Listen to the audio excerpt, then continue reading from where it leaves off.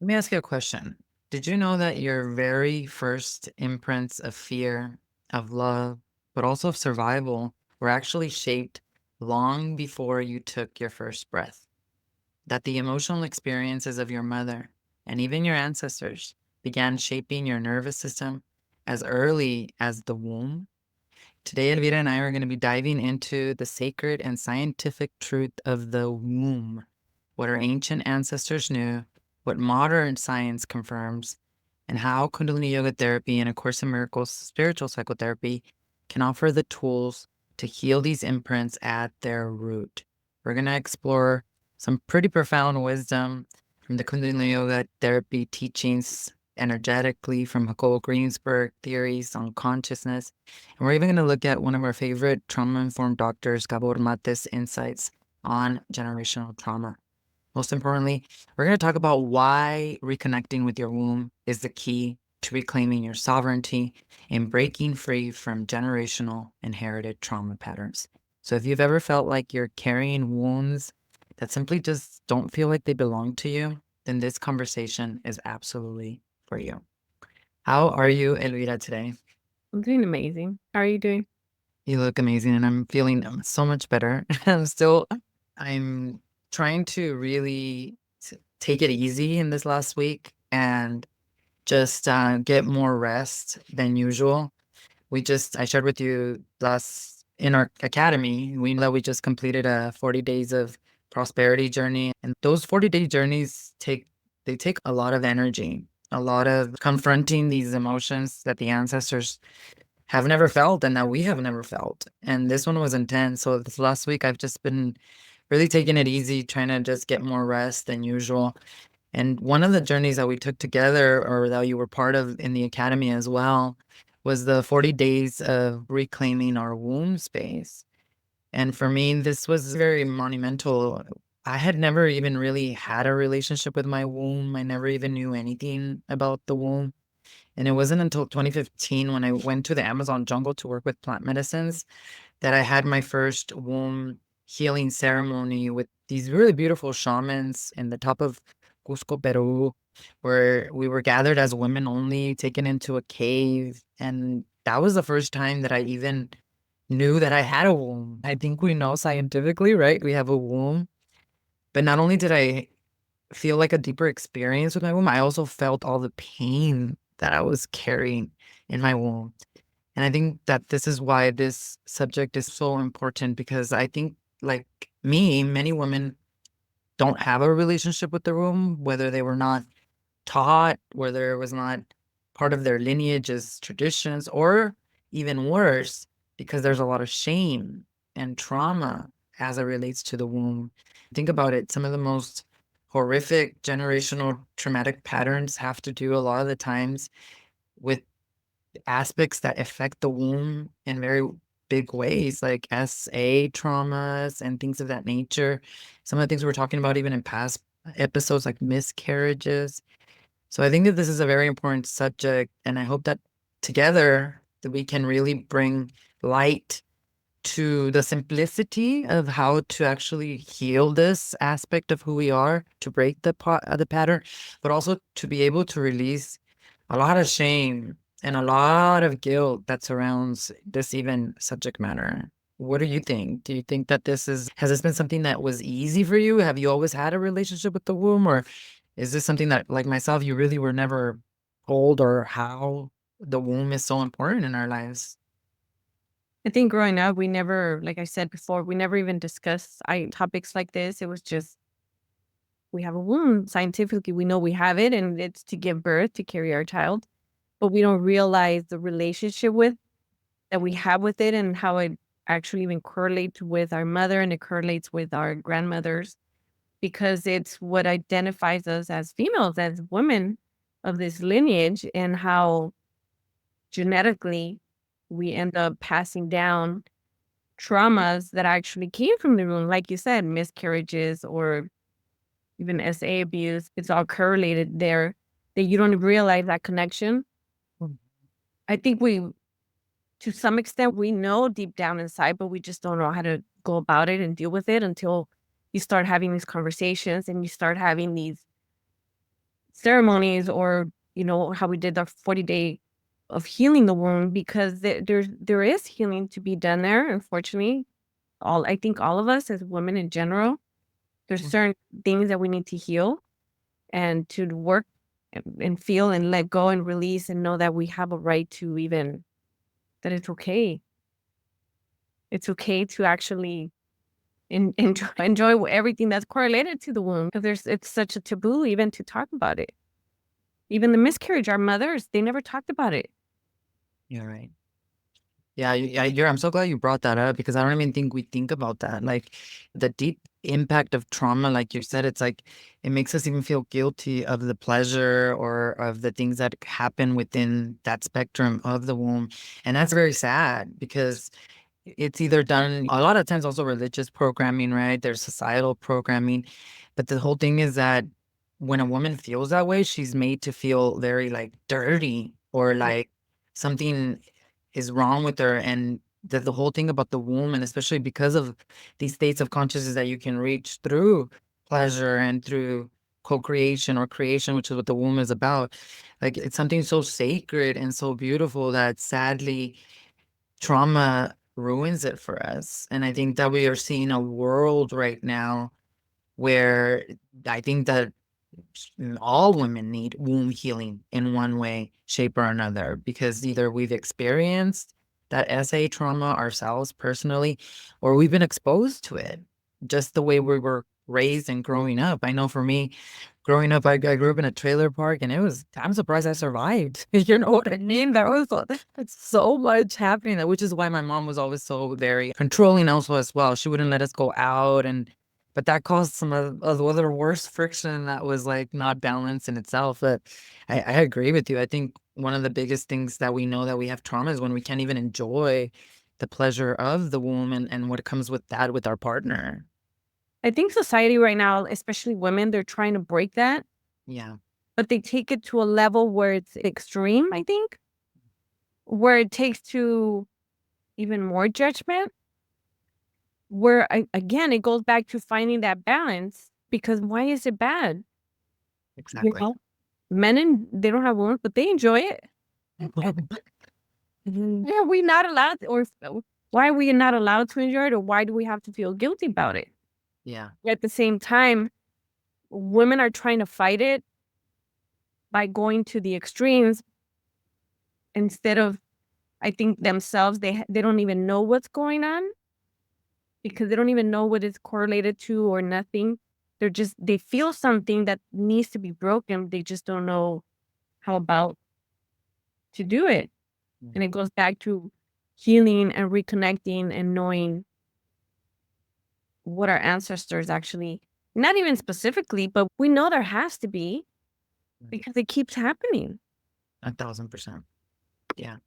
And I agree with you also about taking it back to what our ancestors actually believed about the woman, what they knew about the woman. We're not even connected to that. So let's start there. Let's look at some of the ways that our ancestors actually perceived and worked with the womb space, how they saw the womb, which is so different in the West and in modern times, which we don't even have a relationship with the womb. And then we'll look at the science behind it, because thank God there's also a lot of great scientists and doctors, like our favorite doctor, Dr. Gabor Mate, trauma informed, who really nails it as it relates to how important womb health is for women.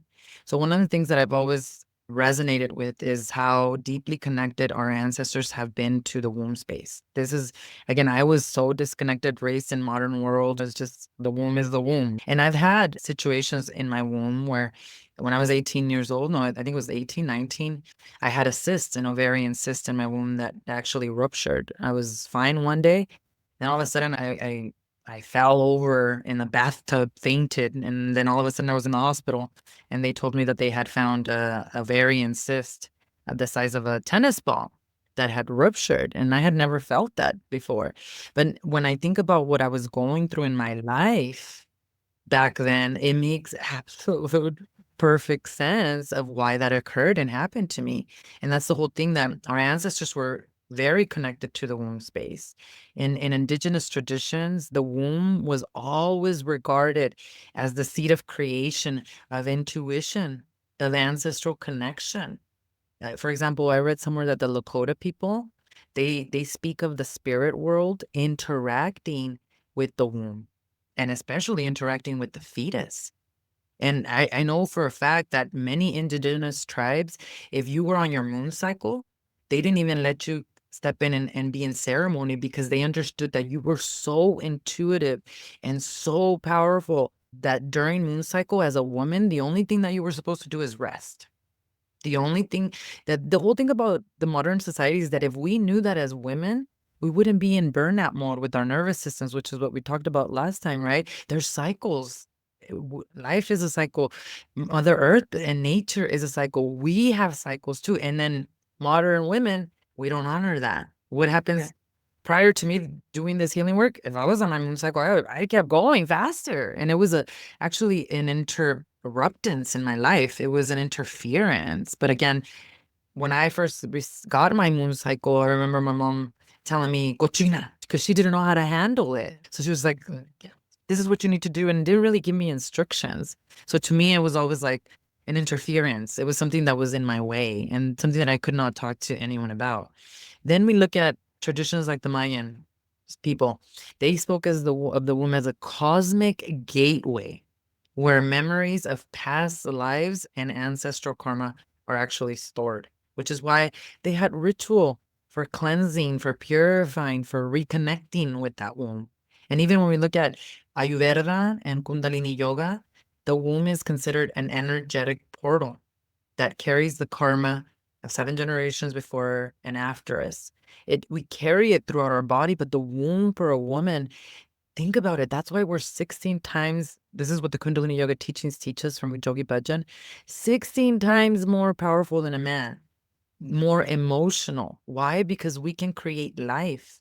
But the problem with women is that we don't know how to channel that energy. And then when there is generational trauma, which we'll talk about the science of that in a moment, we don't have a relationship with the womb. Like I said, we don't honor the cycles. We don't do ceremony to purify, to reconnect, especially if you've gone through something really traumatic, whether that is the loss of someone you love or literally something traumatic within the womb space, like something that has to do with your sexual health, right? We keep going and we pretend nothing occurred. Have you ever heard of these ancient traditions, even from Mexico, or the way that they really interacted and had a relationship with the womb? I have it, and I love how we are reconnecting to our indigenous side. I love that because even there's so many cultures, even in Egypt, Yes. the Ankh. If you know what the Ankh symbol is, it's the womb, it's the circle of the womb, and then it's the two fallopian tubes, and then it's the birth canal. And they consider it 360 degrees, 120, 120, 120, or something like that. 360 degrees that equals life to them. How did they know that? I'm sure they probably did autopsies, I don't know, but they knew that was life, that was creation. And it's in how if we give birth, how is it that we're not carrying 7 generations before, and how can we not heal 7 generations after? If it's that's where we're creating life, that's where we carry a baby for 40 weeks, 40 plus weeks, depending. How are we not giving our children, passing on to ancestors all these traumas? And then unfortunately, we didn't know how to heal from it because we were also disconnected from our lineage, from our indigenous side, because we were very connected. And it doesn't just like when we were younger, we had no idea. We had some kind of connection. Like my sister, she was even more connected. I was always more sensitive to people's feelings around me. So it's like our gifts, we were taught to disconnect from that. Even from the spiritual side. I remember from my dad's side, he would talk about spirits that they would see stuff and everything. And my mom would be like, that's not true. Your dad's family, that's not true. That doesn't happen. And I'm like, no, why do I hear noise in the middle of the night and nobody's up? I hear the dishes. Don't tell me. Like, even have a picture of my car in the Jeep. I used Mhm. to have a Jeep. That was my first car. And you see the couple inside my Jeep. You could see like the ghosts. It's the weird spirits. It's weird. But it's again, we've been disconnected from our lineages to feel, to everything, to know how to heal. Yes. That now most of us are disconnected from our womb. and we don't know how to. We don't know. We're trying to reconnect there. Yeah. Yeah. It's crazy that you say that thing about the onk, because I just saw a video about that this morning. Okay. That's so weird. And you know what they were saying, that they created a replica of that, then they used it as like a advanced technology to create. Because that's what the Ankh does, right? The womb creates life. So I guess they figured it out, the Egyptians, where, and you see this a lot in the hieroglyphs in the wall, Yeah. and stuff like that, where they were able to replicate it in the 3D to then use it, which makes sense because look at the pyramids that they created and all these different things.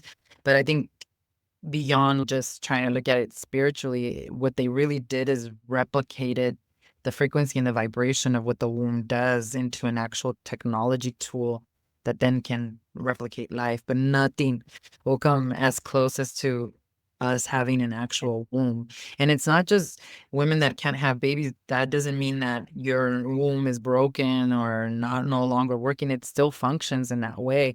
And perhaps there is so much generational trauma that you're carrying there. That's actually what is blocking you. The second thing I want to say that you said was very important that I hope people do not miss is the fact that we are not connected to our roots.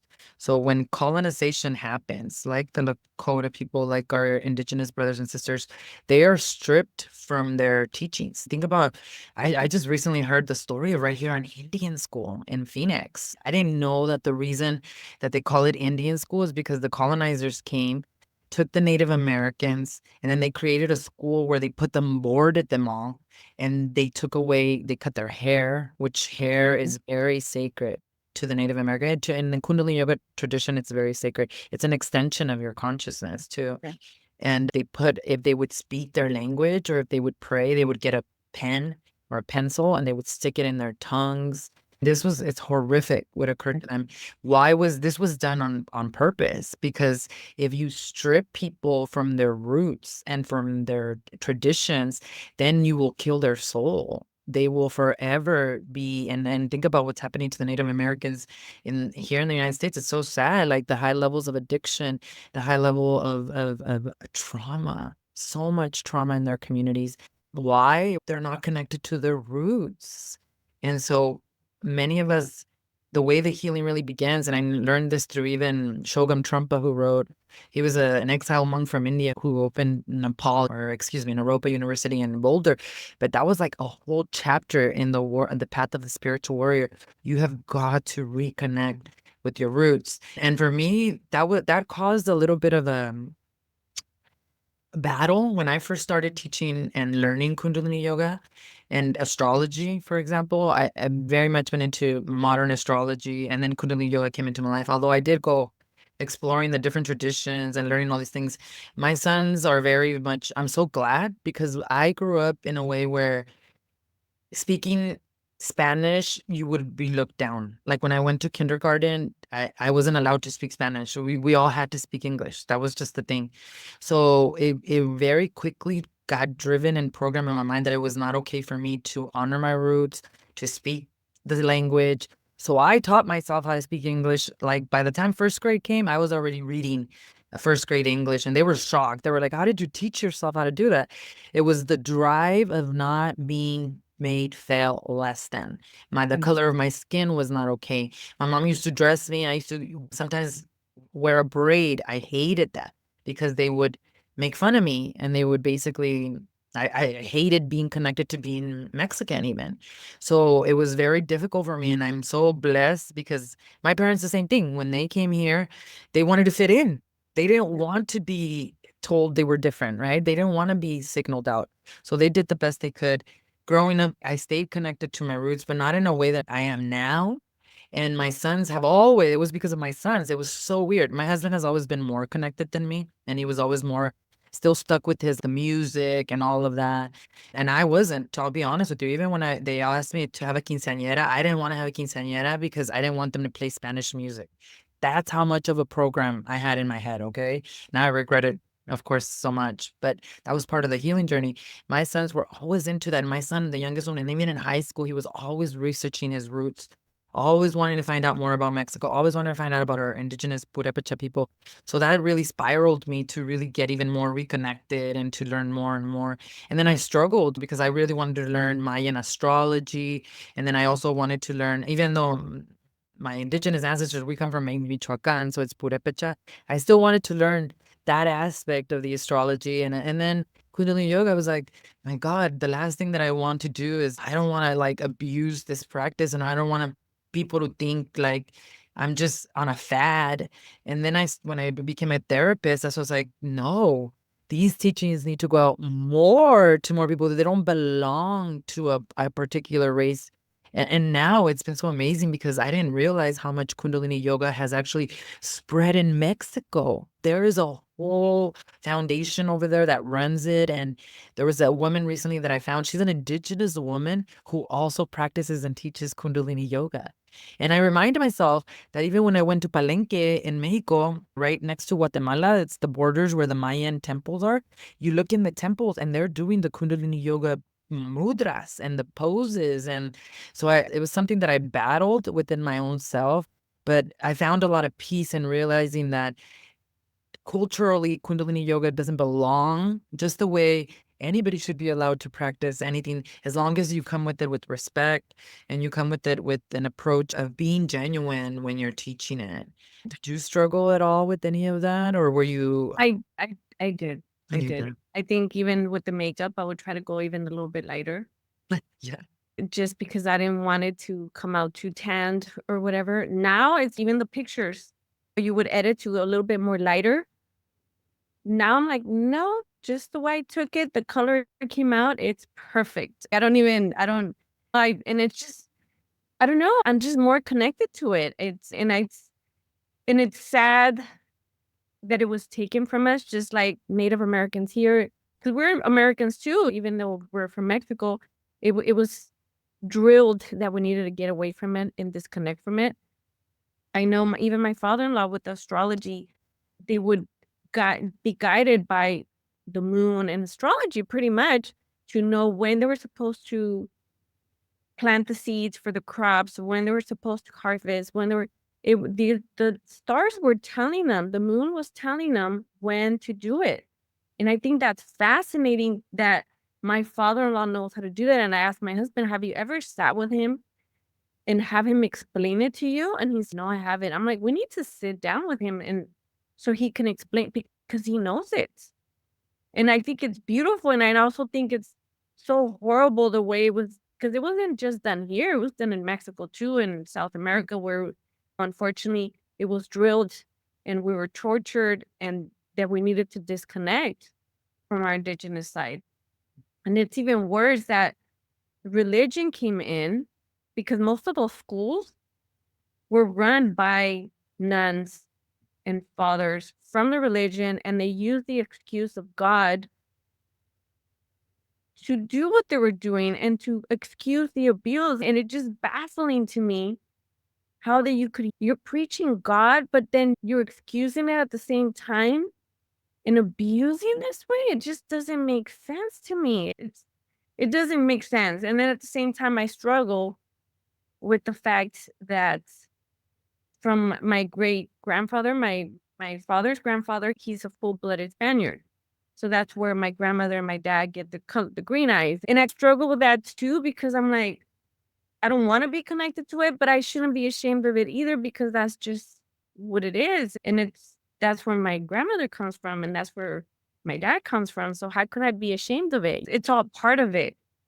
But I love how we are reconnecting to it. I've also heard about the hair, Yeah. how I think it was through Vietnam or something like that, that they had indigenous Native Americans who were very good at hunting. They're very good and connected with the earth. So you guys are perfect. We're going to put you in the army. We're going to send you over. But they would cut their hair. So the moment that they would get their hair shaved, it was like they were disconnected from the earth and they would be sent overseas and they couldn't do what they knew how to do because their whole hair was completely shaved off. It was buzzed off. That was proof right there that it is like a connection. Right. They're like little antennas.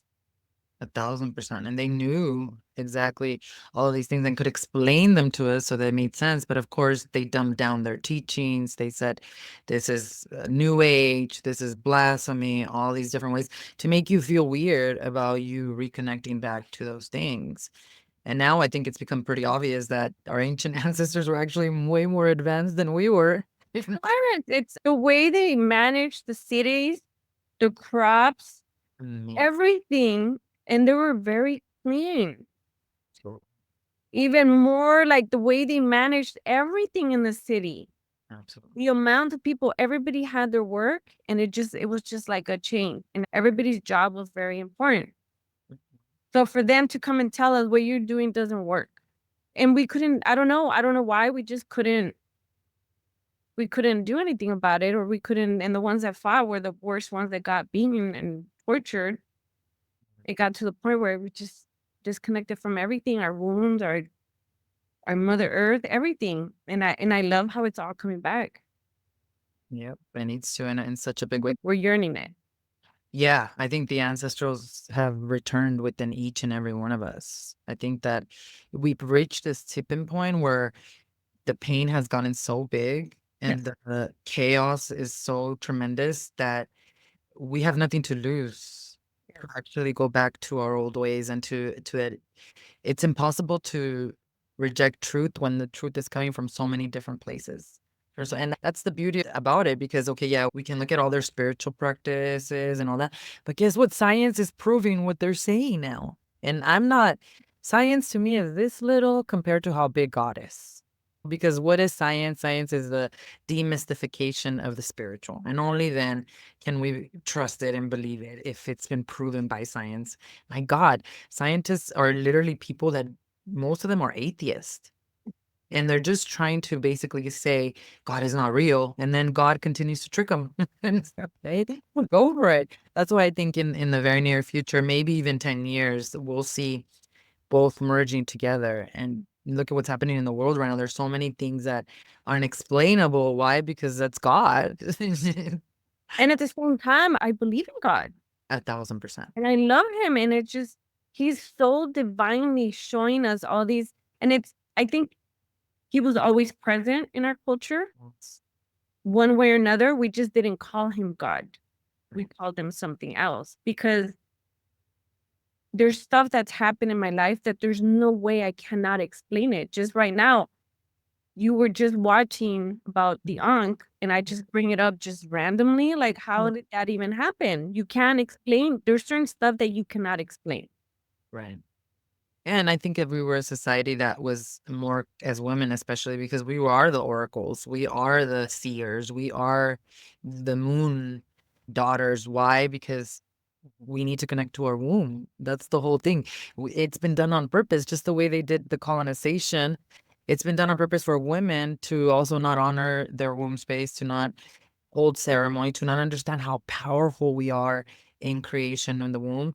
Also, that we can be enslaved into a capitalistic society where we're just gonna put them to work. You and I have talked about how even not the Me Too movement, although that's a part of it too, but the feminist movement. There's so much evidence that was not done for the good of women, that it was actually created by the same families that create the same shit over and over. I'll let you guess who it is. It starts with an R, but they basically did it so that they could what? Number one, pull mothers away from their children, because if a mother's not present raising her children, then guess what? We can take her children from her, and then we can program them in schools, and then we can send them off to war. Oh, and also let's use women and put them inside of the working class so that we can actually get more taxes and make more money. It was never done, oh, because a woman deserves to be as equal as a man. Us and men will never be the same. We will never be the same. There are things that we can do that men can never do, and men can do that we cannot do. And the only thing that this movement started was more separation for men. More, I need to be treated the same as you, but oh, by the way, I can't do the same work that you do. So treat me the same, but not the same. I think it's such a hot topic in regards to feminism, but I think just because we're not the same doesn't mean we don't deserve the same amount of respect. Yeah. And that's where I think people get triggered. Like, I deserve respect. I'm an equal as a man. Yes, we are equal in the sense that we deserve the same amount of respect, but we're not the same. I even physically, I could try to do something. My husband comes like nothing and just this big old heavy thing and he lifts it up with one hand. And I'm like, how did you even do that? There's no way I could do that. As much as I lift weights, whatever, I'm like, there's no freaking way. But at the same time, that doesn't mean we don't have the same intelligence Yeah, or yeah. because there's stuff that my husband can explain to me, like, okay, and I understand what he's saying, or I could explain to him, just like I can cook, he can cook. You know what I mean? There's certain stuff, but at the same time, physically, we're not the same. They can't give birth. They can't carry a child. But I think it goes back to I think that's where it goes. That people think that we're not meant to be respected. And our job, honestly, I crave now. I wanted to be a career woman and I wanted to Mm. be out in the field. So when I was a stay-at-home mom for 10 years, I enjoyed it. I really did enjoy it. I enjoyed my kids. But I was craving to go back into the career field and do my thing. And now that I'm here, I've been craving Mm, to mm. be back home, to take care of my kids, to take care of my husband and cook. I wanna cook. I wanna have time to be able to cook, Yes. care of everyone. And that doesn't mean my job is not important. Right. It's so greatly important.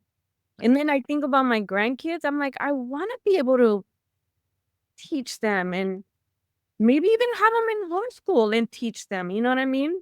Have Absolutely. that more of that connection. What is wrong with that? It is a Right. greatly important job. If you wanna call it a job. What a blessing to bring these new generations and to teach them what we need to teach them instead of so many kids out there that are just disconnected and that are searching and that are want that love and connection, and they don't have it. Absolutely. Yeah, and it has a lot to do with the fact that you did do the healing journey because I was exactly like you too, where I was a boss babe. I just all I and we talked about the toxic masculinity and all of that, but part of the healing journey, and it was still hard for me when my husband finally said, "Leave real estate industry. We got this. You don't worry about this." It was hard because I had never done that in all of our marriage. I made as much money as him, or I stayed leveled or more at sometimes even, and for a while it was even like a competition, to be honest with you, of who could make the most money. And I was demasculating him a lot. So when it was my turn, God was giving me an opportunity to be in my divine feminine. But the problem with this whole movement is that it's caused people to think like what you think. If I'm not creating an empire as a woman, then I'm not doing anything. Being at home is not important. Taking care of my house, of my children is not important. So I struggled a lot the first 2 years. I was just like, whoa, this is weird. I felt off. I felt just, I can't handle this. I didn't feel worthy. And then after the second year, when the healing really kicked in and at an even better level, I was like, I love this. I absolutely love this.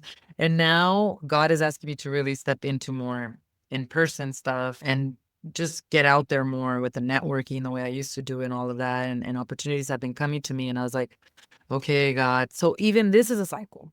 I really do believe that it is a cycle that right now I'm being asked to use my masculine energy. But one thing I will never do this time, and I think it has a lot to do with the womb healing that we've done, is that I will never make a career, money, anything more important than my legacy, which is my children.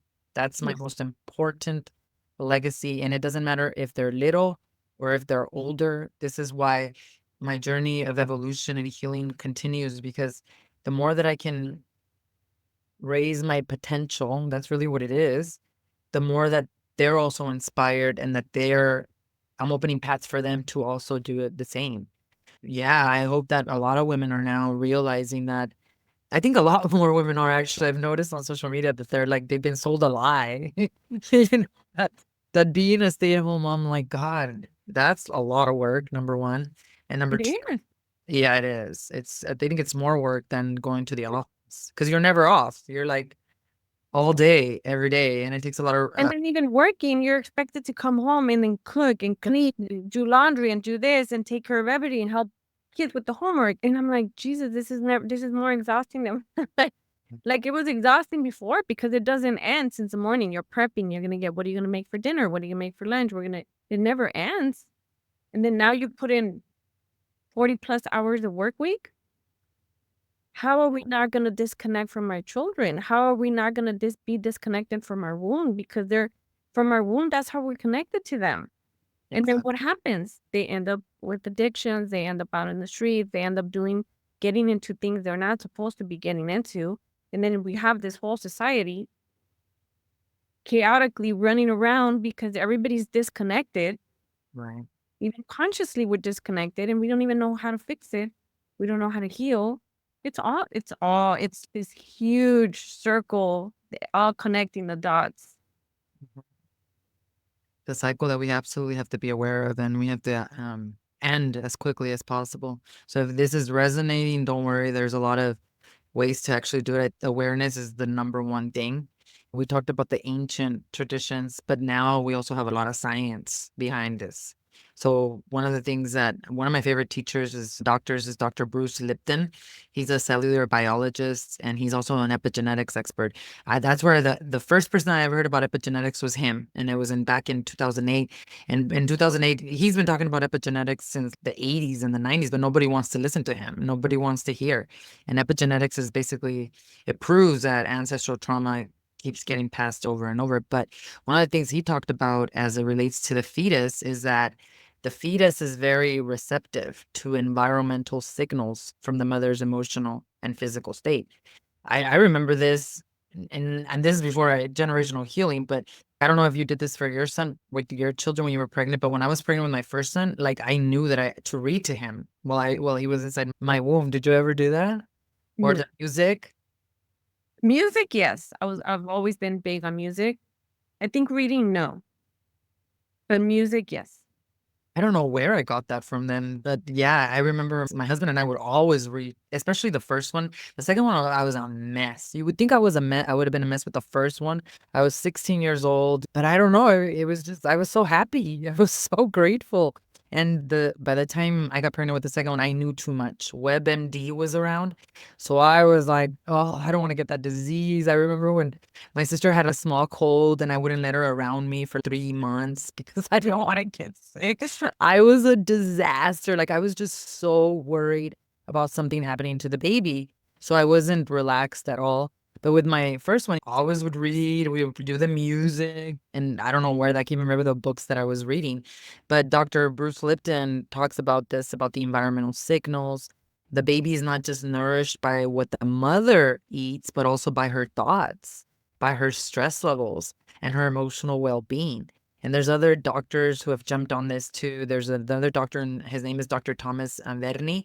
He's the founder of the Association for Pre and Perinatal Psychology, so he knows a lot about this. And he showed and proved that maternal emotions can alter fetal brain development, affecting a child's lifelong capacity for resilience, emotional regulation, and for mental health. There are studies galore out there. Dr. I was thinking of Jacobo Greens or Dr. Gabor Mate, who you and I talk a lot about. It proves just how important that time in the womb is to who you are going to become as an adult and as a child. There was this other one study from the Adverse Childhood Experience. It's an organization that studies these kind of traumas. And they found that trauma that was experienced by a mother during pregnancy increases a child's risk for anxiety, depression, chronic disease, which then leads to what? Addiction, which then leads to all of these other physical diseases because it started with the actual emotion. So I think we can't lie. We reject these findings. And this is not to feel like we're blaming. Like I'm thinking about my two pregnancies. My first one it was beautiful. It was like a spiritual experience. My second one, I was a disaster. So does that mean that I'm now going to be mad at myself for doing or for being a disaster to them? No. In fact, I'm going to have more compassion for myself. And then I'm going to do what I need to do to change that, which is building a relationship with the womb. Don't you, what do you think about that? You took the words out of my mouth because I started feeling guilty. And at the same time, I'm telling myself, I only knew what I knew. Exactly. I only knew what I knew at that time. I can't change the past. So what I could do now is continue this healing journey and remember who we truly are, where we truly come from, and reconnect to that one so I could teach my kids now Exactly. the right path. So when they're ready to have their own children, they're going to do so much more better. And then I'm going to be such a more better grandmother with it too, as well, because I'm going to know how important it is, the nurturing and the loving and the connection with that child, because that's our bloodline. You know what I mean? That's our future. How can we not? So it just, if anybody else is out there feeling it, we feel it at the same time. We're feeling it too, but there's nothing to do about it. It's just, what are we going to do from now? Because we can't change. Yeah, and one of the things we have to do is face these truths that it is a reality that what is happening in your body when you're pregnant is affecting your child. But not just that, when you think about it on a epigenetics and generational trauma, your nervous system is being pre-wired by your mom's, but then hers was already pre-wired by your grandma's. So this is how these patterns just continue and continue. Now, one of the things, and this is what we're going to do in my workshop. If you're in the Arizona area, we're going to be in Tempe on February 19th, and this is 15th, excuse me. And this is beyond a workshop. This is like a life altering experience, because one of the things that we work with in Kundalini yoga are like the kriyas that we talked about, which are specific things you do with your hands, with your voice, with your breath to get you a specific results.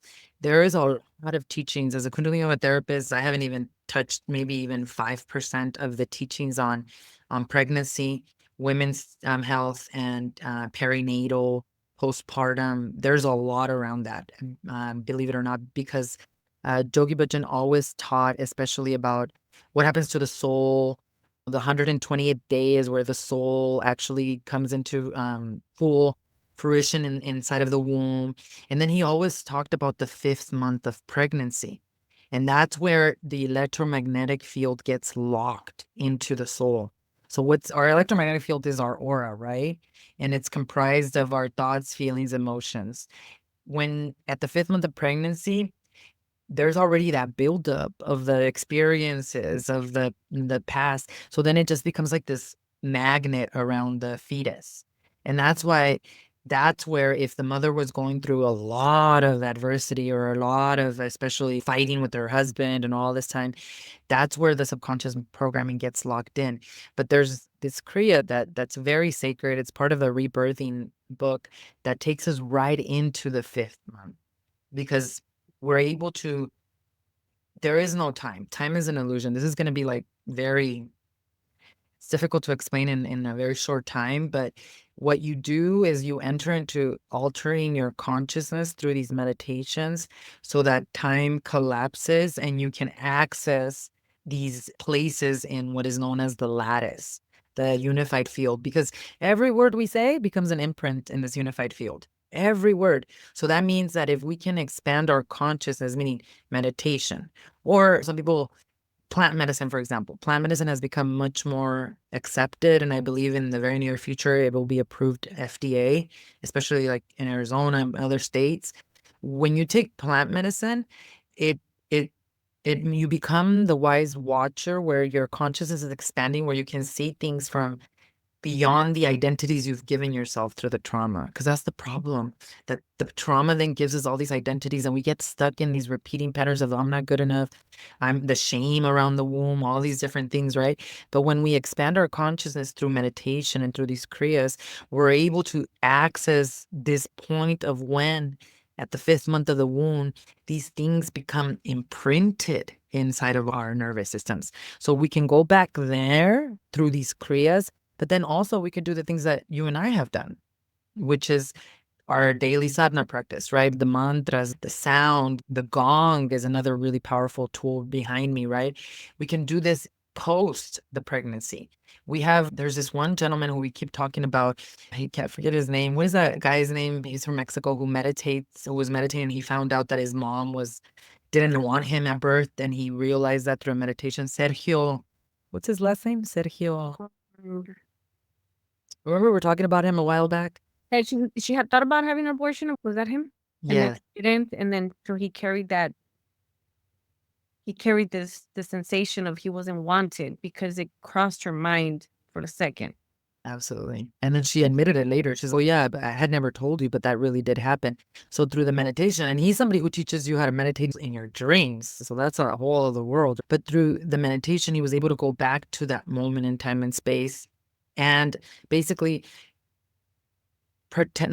nurture the fetus so that this imprint would be completely removed. And that's what happens through Kundalini Yoga Kriya. And it's not necessarily sometimes that you remember it or that you actually have the visual of going to the womb, although a lot of people do, especially with these Kriyas. It's more importantly what happens energetically. It might come up as a feeling like you start crying in class, or you, like we've talked about, some people start breaking out in laughter. There's an emotion that's tied to whatever is stuck there that then gets released. And that's how we can energetically like do like a spiritual psychic surgery to actually change what has occurred. In my experience with when we did especially these 40 days of the womb healing, it was not so much about me even needing to forgive or me even needing to face these traumas that have given me this identity of I'm not good enough or a powerful creator. It was more about just me even noticing that I had a womb, me even having a relationship with the womb because I just ignored it. And especially when it comes to my moon cycle, even me now as a Kundalini yoga therapist, I can honestly say that I was not taking care of myself in my womb the way I should have. And from those 40 days, it was just like, now I'm on my moon cycle. I rest. I don't push myself. I used to keep going to the gym, keep pushing forward. That is so unproductive. And it goes back to generational trauma because when you have patterns of generational trauma, you don't know your worth. You push yourself to your limits until we have a burnout or a nervous system breakdown. And you absolutely do not participate in any type of ceremonies or rituals that have to do with the womb because you think it's stupid. And we have to really understand that we can change the past and the present by expanding our consciousness through these meditations. That's how I experienced it. What was your experience with it? I think even when you give birth, they tell you you're supposed to rest for 40 days. And we're so conditioned to our we feel so unworthy that we don't want to stop. Like, how am I supposed to take a nap when the baby's taking a nap? Well, we're exhausted. We've been helping them at night or whatever. They don't sleep. And then we feel guilty for taking a nap. When they're taking a nap, we feel guilty for resting. I remember I wanted to vacuum and they're like, you shouldn't be vacuuming. We have this family that we've known since I was like 10 years old. And they're from Colombia. And they're very like, you need to rest. They are very like, even when you're on your menstrual cycle or stuff like that, when you gave birth, you need to rest. And it's, but I need to clean. You need to rest. The floor's not gonna go anywhere. I remember my husband's like, the floor's dirty, and the floor's not gonna go anywhere. It's not gonna fall to the ground. It's not gonna fall from under us. It's not going anywhere. It's okay. But we have this trauma of I'm not worthy enough if I'm not doing anything. It's insane. My daughter just sent me a video, a reel, where it says, when the doctor tells one of my parents, you need to rest. And we're over here painting, we're in the blow, doing the yard, and we're doing this, and we're doing, and I'm laughing because I'm showing my husband, I'm like, this is exactly what we do. Even when we have an accident, even men. My husband does not know how to stay still. He had 17 rib fractures, a punctured lung, and he's just, I can't do anything. And I'm like, it's okay. It doesn't mean you're lazy. It doesn't mean that you don't want to. It doesn't mean that you're going to stay like this forever. You had an accident. It is time for you to rest and to heal. It's okay. That doesn't mean you're less of a man. That doesn't mean you don't love us because you can't provide for us right now. It's okay. And when we as females, we do the same thing. I'm sick and I'll be outside. Like, it was my son's, it was going to be his birthday. And I woke up that morning on Sunday, the Sunday before his birthday party or whatever, the weekend before. And I'm outside with the hose and I'm washing everything down and I'm feeling like crap and I don't know how to stop because I feel like if I'm not being productive, I'm not worthy. And how sad is that? Like we live in this society that we have to be constantly like this. And again, I feel it really does go back to this connection to the womb because we don't feel that, I don't know, we don't feel that love or support. I don't know what it is that we don't feel that worthiness. And it's so sad.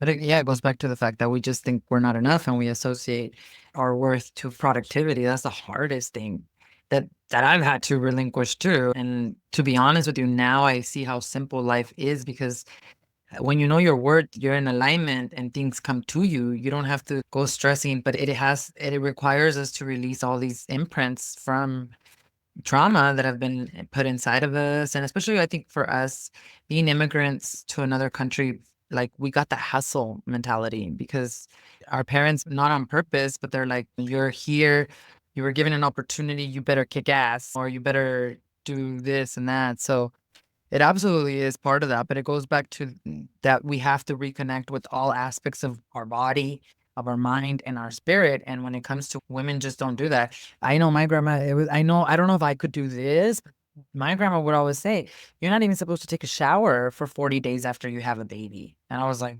what? Like I would ask my mom, like, they really did do this? Just they did that. And they didn't go outside without, especially their head. It was always covered 40 days, and then after the 40 day, they would take a shower and then resume sort of normal things, but it was just about the baby, and it was just about the baby, and I think that's very sacred. If I could do it again, I'd be back to 40 days of just I would take a shower. Yeah, I know. I remember with Hurricane. But yeah, I would have the kids and then later, like a couple days later, I'm at Costco. Yeah. Yeah, oh, yeah. Go. I Somebody else go. Nobody else could go. You know what? I think that the more postpartum depression you have, the harder you are on yourself. Because with my first son, I didn't have postpartum depression.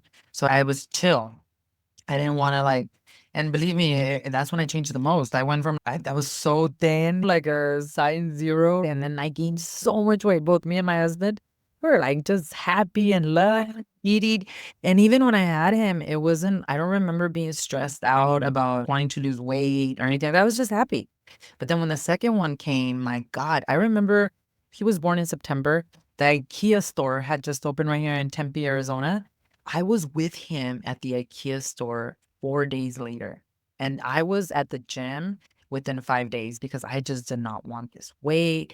And now, as a Kundalini yoga therapist, I'm studying all this. You're not even supposed to work out after you have to give your body 10 months minimum because it took 10 months for your body to create this life that your body is still hormonally, physically, the hips, everything is still like trying to find its way. And if you actually start working out or if you start putting pressure on this, it can create more damage. And that's why women have hernias and they have all this other stuff that comes up from it. So again, we want to take shortcuts because I have to clean the house. I have to, and in the long run, it costs us our health in such a big way. And then that goes to say, with our moon cycles, like now that I know after these 40 days, especially the womb, that if actually I rest during my moon cycle, then I'm gonna be more replenished to kick ass the rest of the 3 weeks. Like that changed my whole life completely. And there's other things that we need to pay attention to too, like even fasting. Marissa, who does our monthly gut and nutrition, she was really going deep about how important it is for women to not fast during their moon cycle and how it's important for them to wait. I think she had said like a week after your moon cycle to actually, if you're going to do some kind of fast or detox, because she explained it so beautifully. Again, that's her expertise. But again, these are things that small make a big difference. But if you've had generational trauma where there has been SA abuse, there has been miscarriages, like we've talked about before, there has been losses of life and grief, guess where it's stored? It's in the womb. And you're not gonna feel worthy. You're not gonna want to have a relationship because that's where all the shame and all the guilt. But know that we can change that very simply through sound, through frequency. That's what meditation does for us, the extension of your consciousness. Not just that, it's also the ability for us to feel emotions that we probably have not felt for such a long time. And to also know that it's not just an organ, like to see it as our ancestors have seen it, a sacred energy center that stores, yes, emotions, but also a lot of wisdom. And that healing the womb is what actually allows us to rewrite the subconscious programs that are inherited from our lineage. That way we can totally step into a new timeline. I think that every woman in this world absolutely needs womb healing. I don't know. What do you think? And I think it also causes complications, especially when we don't take care of ourselves after giving birth. Oh God.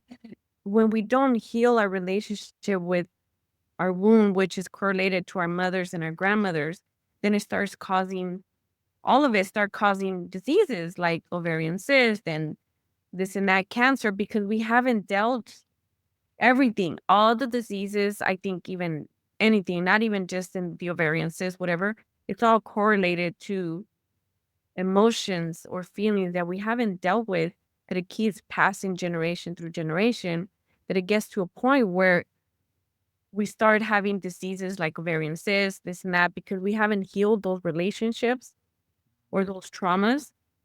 And then it also causes problems with being able to get pregnant, being able to give birth.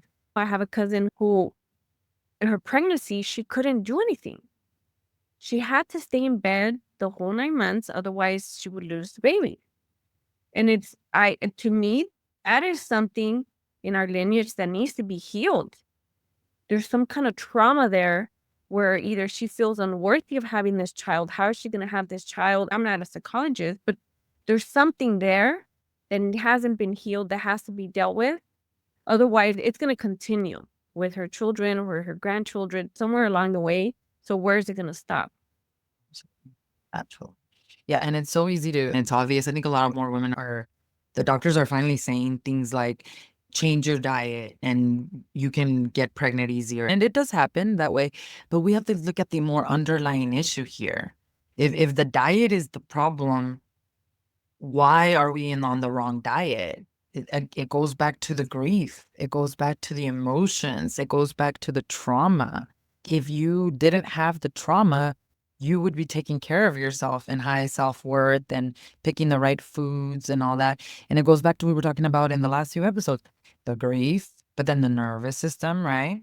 Which absolutely is connected to the brain, and the brain is connected to the womb. Literally, they talk to each other all day, whether we know it or not. So we have seen a huge increase in fertility issues. That I think is huge. But beyond the food, and I know it's the food, it's the stress. It's the constant stress that women are under.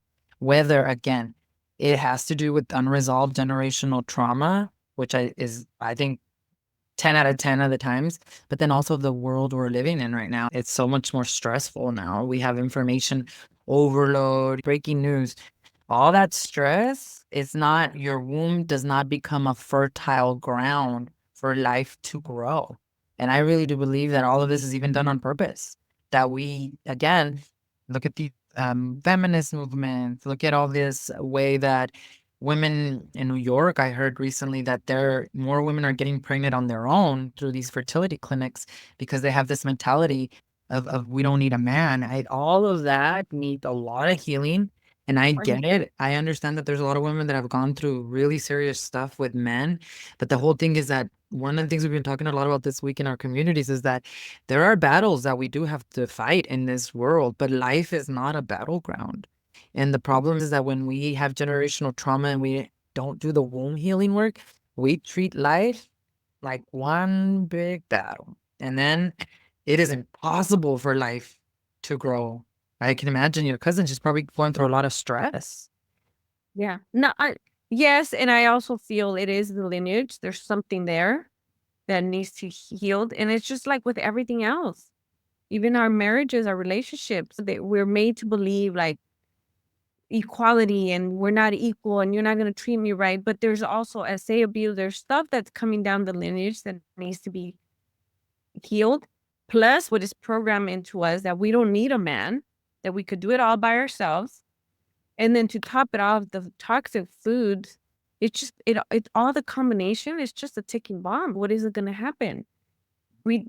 Children do need their fathers in their lives. They do need that example. And I could see it in even just in my kids or family, where if they don't have that male figure to teach them, especially the boys, it's like they don't know how to treat women, or they don't know, or if they don't have the support of the mother side, the female side of how women should be treated, or how men, like I tell my son, you better never do this to a woman, or you need to treat them like this or this and that. And I could see that in his friendships. He has a lot of like female friends where they tell me, they're like, you did an amazing job with him. And I'm just like, oh God, really? Like, they're like, he's just something else. And me and my daughter, we're just like, oh, we, and my eldest said, we did really good with him. Like, but they did, because they're his older sister. So they did, Absolutely. but it's just funny to me. We did a really good job with him. Taking the credit. But it's so important that they have both sides. Yeah. Even if it's just from the grandfather's side, because sometimes the men are not available or they pass away or something. We need the guidance of both sides, because we need that guidance of how women need to be treated, how men need to be treated, how to treat each other, how to respect each other. And we're all equals. And it doesn't mean that because I'm a stay-at-home mom, that I'm not as worthy because I'm not bringing income in. You're doing a very important job. And unfortunately as well, or if we weren't raised right, these women think, then I don't need a man. I'm just going to do it all by myself because I'm going to control it exactly and raise this child exactly how I want, because that's how I feel what I needed. And it's just, we all have something to heal. We all have something, some kind of trauma here and there. And it's just some more than others. And it's unfortunate and it's sad. And I can't say it's not hard for you. It has to be. Whatever I've gone through, I'm like, geez, if you've gone through harder stuff, I don't know how you're doing it. Absolutely. That's how important all this work is. Yeah. And it's going back to what you said about your son, your husband has also done an amazing job to be an example for him, because they don't learn by what we say, they learn by what they watch. And so your husband, in the way he's treated you too. But why? Because you've shown him how to treat you too. You carry yourself in that way. A man only treats you the way you allow yourself to be treated as well too. So we have to pay attention to that. The other thing about this is that you are able to talk in your family. And this is the whole thing that, again, generational trauma, people don't talk about it. Even like yesterday, I think it was this week, it was yesterday or the day before yesterday, there's a family member of mine who posted about how her struggles with fertility. And I thought, well, that's really brave of her. That's amazing that she's finally talk about it. And she's younger. I think she's in her 30s. And then the next day, she does another post and she said, apologizes for making anybody feel uncomfortable about her posting her infertility journey, but that this was a way for she had to come up with excuses. I guess somebody probably said you shouldn't be posting that. And I thought to myself, I liked that post. The second one, I was like, girl, you don't gotta excuse yourself for speaking. That's the people have infertility problems. They can't even talk about them because it makes other people feel uncomfortable. That's generational trauma. Like, you can't talk about it. You just stay quiet. This poor woman wanted to pour her heart out. She probably doesn't get a lot of or I don't know, maybe she does, but maybe no one's listening to her, and that's why she needed to do this. And then there's still backlash.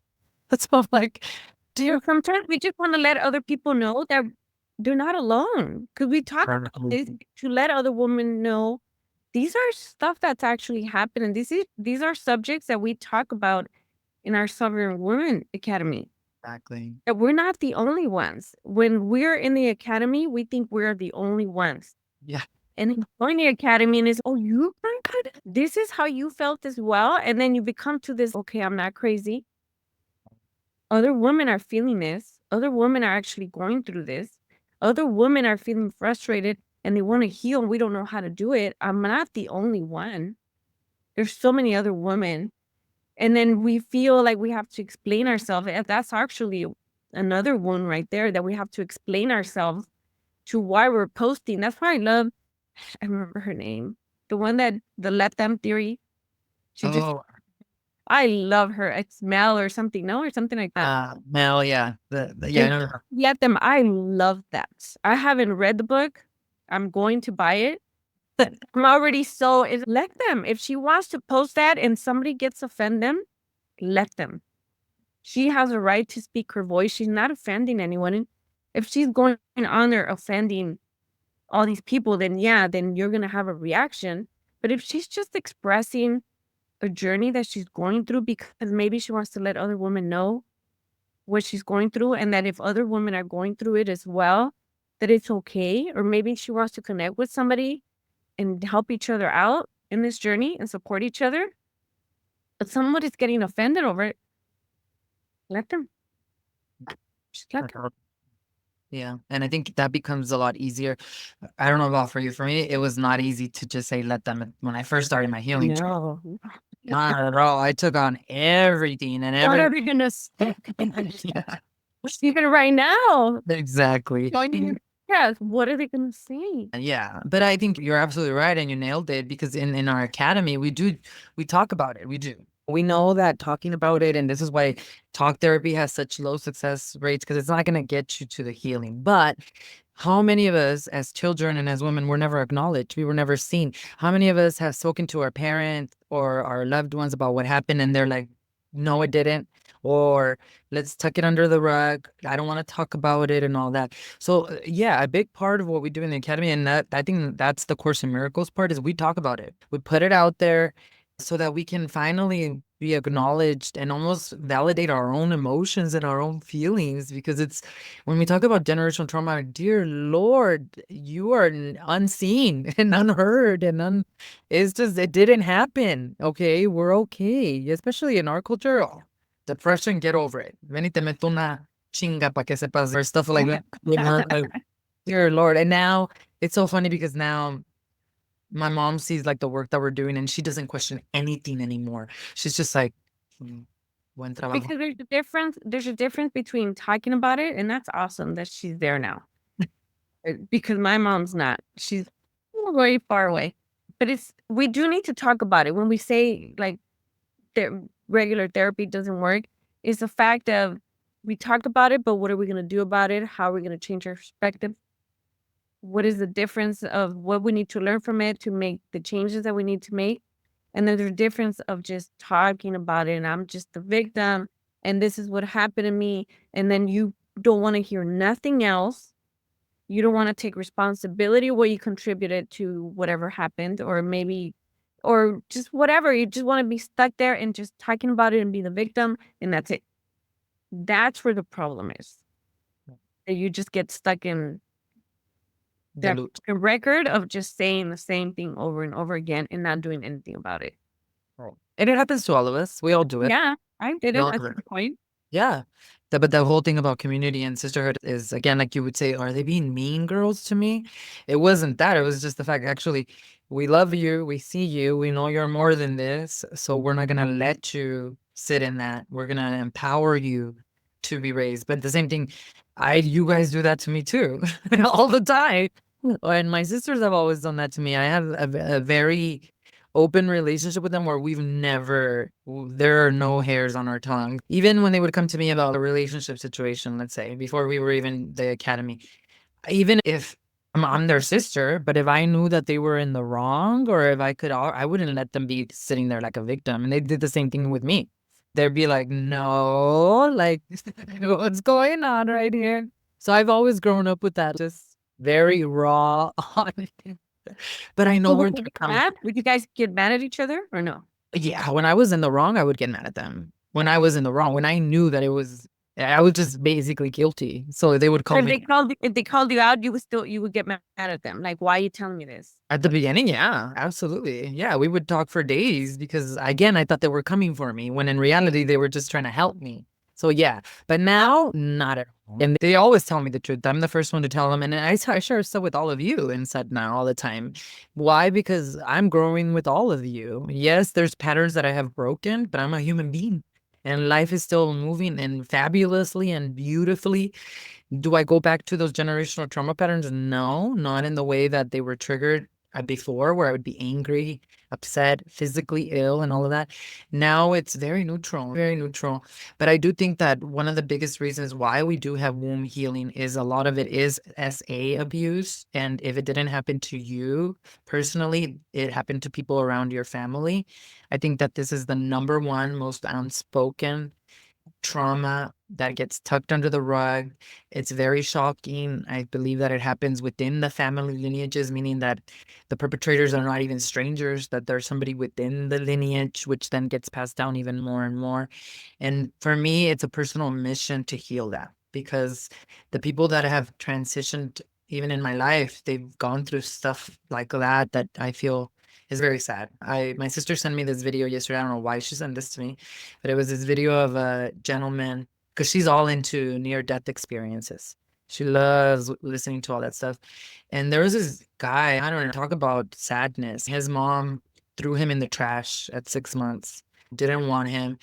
And I thought to myself, man, and this lady sounds like she has her civil senses because she said she dropped him in the trash because she wanted to go be a model.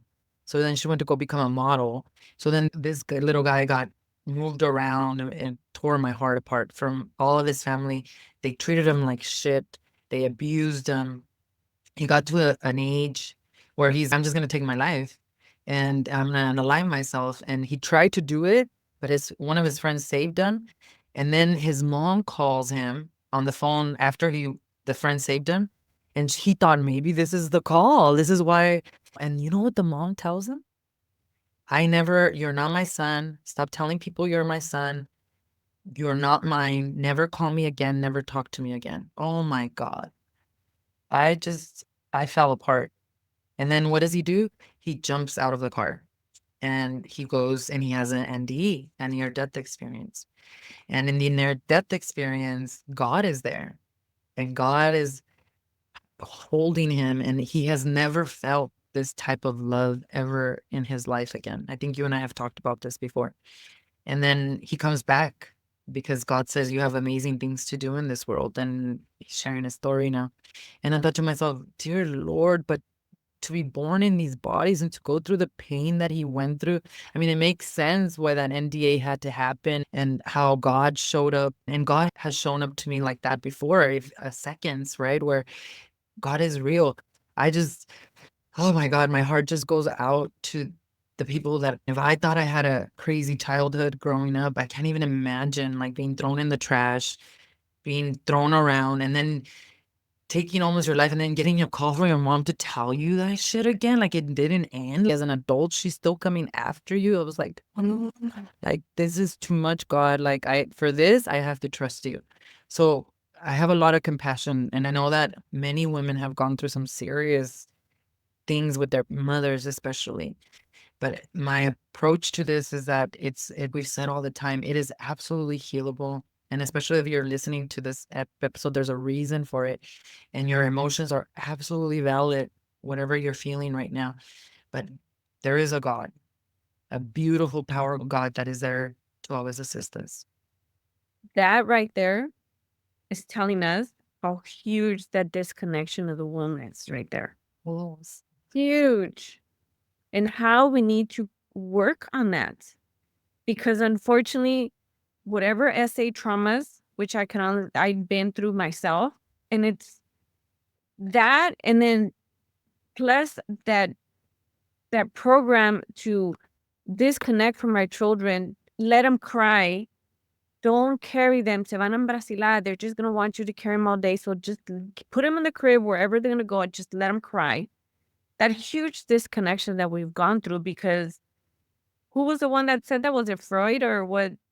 Let them cry. I don't remember who it was, but that disconnection, just let them cry because so and so said, you know what I mean? There's just so many, and then women in the work field because they want to live their lives, and we're just a burden to them. There's just so many things correlated to it, of that huge disconnection to the womb, how important it is to really reconnect to it. And it's so sad how, because I believe in God 100%, and I'm very spiritual, but how religion put these walls up against yoga or Kundalini yoga because they're not good or whatever. I've said so many times, my experience has always been nothing but good. And even there's certain meditation where I can't explain based on my date of birth that I have to do these two meditations, the negative and the positive mind. The first time that I did them, not knowing based on my date of birth, those are the ones that I'm supposed to practice. I can't explain to you what I felt. The best way that I can explain is that my soul felt so happy. Like I literally felt my soul just go up in the air and just be like, oh, finally. I can't explain that. I can't explain how many times we were doing our class and I look over and you're like crying and I'm crying too. I'm like, what happened right now? Why are we crying? I don't know. It was really something happened. There was a feeling there that needed to come up. Like you can't explain it. Most of my awareness and my deeper connection to God has happened since I started this. And I can't explain that. And people can be like, how do you know it's God? I know it's God. Agree. There's no question in my mind that it's him. He's not telling me to do anything bad. Yes, there's boundaries that I have to have with certain people because I'm not strong enough to be around that person who just triggers my nervous system so much. I'm not there. It's just not happening. But just that one time that I tell you where, for whatever reason, one day I said, I am divinely protected. And this guy comes up to me and he's going to mug me, or I don't know what he was planning to do. Because that morning I had that conversation with God and I said, I don't want to be mad at you. I want to be connected to you again. And if God has an army behind him and God has my back, then that army's behind him, behind me too. And I'm divinely protected. And that very same morning I'm facing this guy who's coming straight at me and I face him and I said, okay, I guess I'm going to have to fight him or something. I don't, and it's like he hit a wall. I don't know what he saw. I can't explain to you. It's like he hit a wall and then his eyes were like, oh, and he started walking backwards and he walked away. Right. So for people to say, oh, who are you listening to? No, that was God. And it goes back to reconnecting to that. And I really hope people start coming around and understand that we're not we're not doing anything bad. It's not bad. If anything, we actually sit down and calm our nervous system, and our connection to God is so much more stronger now because we could hear him so clearly now. Yes. Oh, And we can't even explain it. no, We never. can't explain the coincidence that happened, the connections with other women that are going through the same thing. And you start speaking to them and then they start crying and they tell me, how do you know this is what I'm feeling? How do you know? I'll randomly text someone, how do you know that's how I was feeling? I can't explain that. That's all God. Well done. Yeah, what you just described now, it gave me a bigger aha because I remember when you shared that story with us, but it came up this week in our Course in Miracles class. We were talking about how when there's a demon or a Satan, right, that they get scared of the Christ light. So you had prayed to God in the morning. God implanted, and that's the whole thing about the healing journey. What do we do in the academy? We allow the Christ consciousness to be born in us. We work towards the path of salvation and forgiveness so that we can see the Christ even in those that have hurt us the most. Why? Because we accept the Christ in us. And these demons and Satans and all these different things, we don't, it's like we were talking about exorcisms. You don't say, I rebuke you, demon, and see the darkness in the demon. The true priests that are connected to the divine, I've seen a gentleman who's a healer who does that, who does pull spirits out of people. It's because he sees, even in that demon, he sees the light because he's accepted the light in him. So the healing journey took you, and then a womb is very, very important because think about the womb. That's where you stand in your power. That's where you stand in your truth. When we carry shame, how disconnected must this woman be that did that to her son? I'm not even judging her. I'm not. I am not at all. But that was my big thing. I was like, wow. And maybe that's why What did she go through? exactly. She thought that was okay. Exactly. As connected is she from her womb and from her roots and from her lineage that she thought that was okay. So imagine the darkness and the demon and the Satan that lives in her family lineage. Do you see what I mean? And how valuable he is that God said, "You're the one that's gonna do this work, and you're gonna break this." How valuable and how worthy he is that God is like, "You're gonna be the one because you're the strong one to do it." You know what I mean? I hope he knows that. I hope he now knows that how important he truly and worthy is that God chose him to say, "No, this is you're gonna break it and you're gonna help so many people because of it." I think he did because he's doing these talks, right? He's on that YouTube channel and doing all of that, which again, when my sister first sent it to me, I was like, "I don't wanna listen to this," but these are things that we gotta listen to. These are people's experiences that really matter, and now I know why that was happening because it was showing me the disconnection of the womb, and again, no judgment, ladies, though we have to be honest with ourselves. If you are not taking care of yourself, if you're not prioritizing yourself, if you have shame and guilt, especially as it even relates to pleasure, to being in that intuitive, creative power, we have womb trauma that we got to deal with. But just the way that there is the experience of the trauma, there's also the holistic solution. In this universe and in the laws of the universe, where there's a problem, there's a solution. Where there is darkness, there is light. But we do have to be brave enough to have the courage to say, first, it stops with me, right? But also, you know what? There is something here that I got to work through. And I wish I could tell you, I'll let you end it with this too as well, like a clear, you do step one, step two, but it really is not like that. We all come from different paths of life, different levels of generational trauma. We in this journey, you detach, you let it be, right? You detach from the outcome and you trust that God brought you here for a reason. And all that it takes is for you to be willing to see things differently to actually begin the journey. What would you say? The same. There's no certain step. It's just the first step is the awareness, obviously, and wanting to do something about it and learning what works for you, obviously. So, if you are going to be in the Phoenix area, of course, you can always join us on February 15th in Tempe, Arizona at the Healing Tree Collective. I'll be hosting a almost 2-hour life-changing experience to get to the root cause and to disrupt these patterns at the level of the womb. So make sure you join us. I'll put the link below here in the comments. You can also always start with us in our free Facebook group community, the Sovereign Sisterhood Movement, where I host a weekly free complimentary life healing session and even more information on how to disrupt these patterns. Anything else before we close out, Elvira? No, I think we covered quite a bit. Yeah, we did. Thank you so much. Thank you for everything you shared today. And thank you to all of you for following. We hope that you understand that your journey to sovereignty begins where life first began, in the womb. The imprints of fear, of love, of survival that were shaped in those early months, they do not define you. You have the power to clear them and to return to your divine blueprint, whole, radiant, and a beautiful sovereign woman. Thank you so much for being here, for doing this sacred work with us. Until next time.